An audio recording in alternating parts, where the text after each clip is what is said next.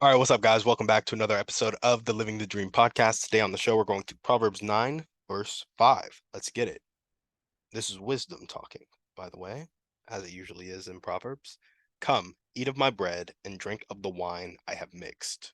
That's it. That's the whole verse. My interpretation of this is have something of value to offer for people. Here, wisdom knows people. She's like, I know people like to eat. I know people like wine. So I will prepare food and I will have wine and then I will invite them and give it away.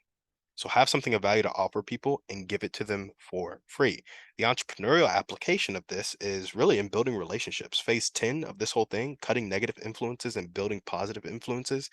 As you work to develop something of value, you'll learn that you have to start shedding those negative influences to do it well. And it naturally builds positive influences because once you've built this thing of value, whether it be character, a product, a service, your habits, your mindset, whatever it may be, right? You can then offer it to people. And as you offer it to people, when you build something of value, it attracts people of value who want that thing. Like if you have $1 million deal, you don't have people who are worth $50,000 have a negative net worth really looking for that $1 million deal. Have people who are equipped to take down that $1 million deal and are looking for that type of opportunity. So as you build something of extreme value, you would attract people of extreme value to it. Because, as sad as this is, a lot of people who don't see themselves as extremely valuable don't seek out things of extreme value.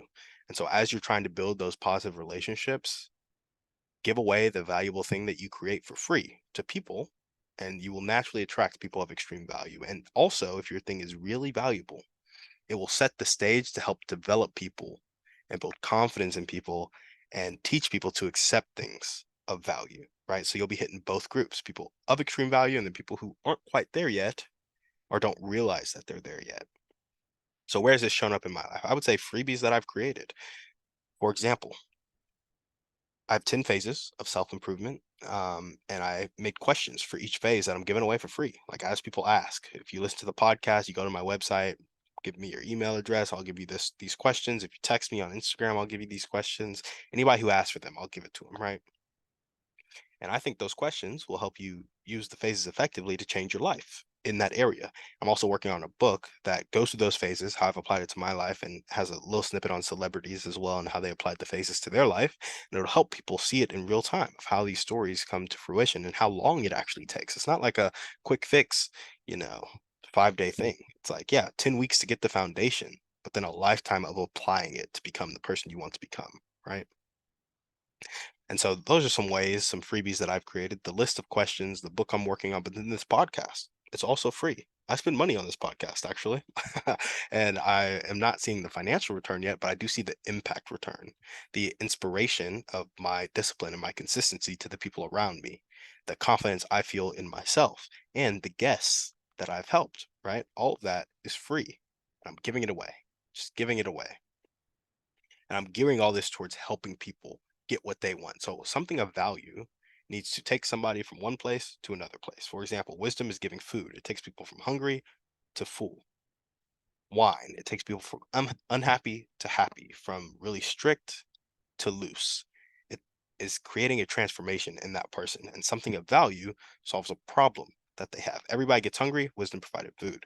Everybody gets a little bit unhappy, a little too uptight, wisdom provided wine for happiness and looseness, right? For that social acumen that people get when they drink. I don't really agree with that, but apparently a lot of people do. So there you go. Um, but yeah, so when you have something of value, it needs to help. It needs to help somebody transform. And so you have to gear it towards helping people and serving people. And for me, I was like, okay, everybody has a dream or a goal. I want the phases that will help them get to that dream or goal. That is valuable. It's taking them from not having realized their dream to having realized their dream. I want to help them get freedom. It's taking them from in their W-2 to out of their W-2, to stuck in their mind to free from their mind, right? Freeing up the inner environment and the outer environment. And then impact. It's taking them from unfulfilled and purposeless to fulfilled and living a life of purpose because they're chasing after impacting somebody by using the money as a tool and building the right relationships in that direction. That's what the podcast is for. That's what the questions are for. That's what the book is for. That's what everything I'm doing is for. Help people maximize freedom and impact by helping them curate their inner and outer environment and build the right relationships and use money as a tool. And so, yep, that's a lot. Hits a lot of people, cast a wide net, right? But you niche down and you start with this podcast episode. Who can this podcast episode help? And it can help somebody who's seeking to become a little bit more valuable in society. Develop something of value, give it away for free, create the systems and the frameworks to give it away for free. And you'll be able to grow that much more, right? So where do I want this to show up in my life? I want to continue stacking value to address needs at every stage. I really want to be able to take somebody from homeless to multimillionaire through business, entrepreneurship, and investing. And to do that, there are different problems at each stage. So you need to have a different value add at each stage. You know, when they're homeless, they need a home, they need food, they need water, they need stability, but that's only step one. Then you have to reintegrate them back into society and rebuild their habits. They need to build healthy habits for themselves and with how they relate to people, and then with the value that they add to society. And they need to do all this in community. At least this is what I needed, right? So it may sound like I'm projecting beliefs onto people, but as I grow, I will also reorient how I think the system needs to go as I get feedback, right?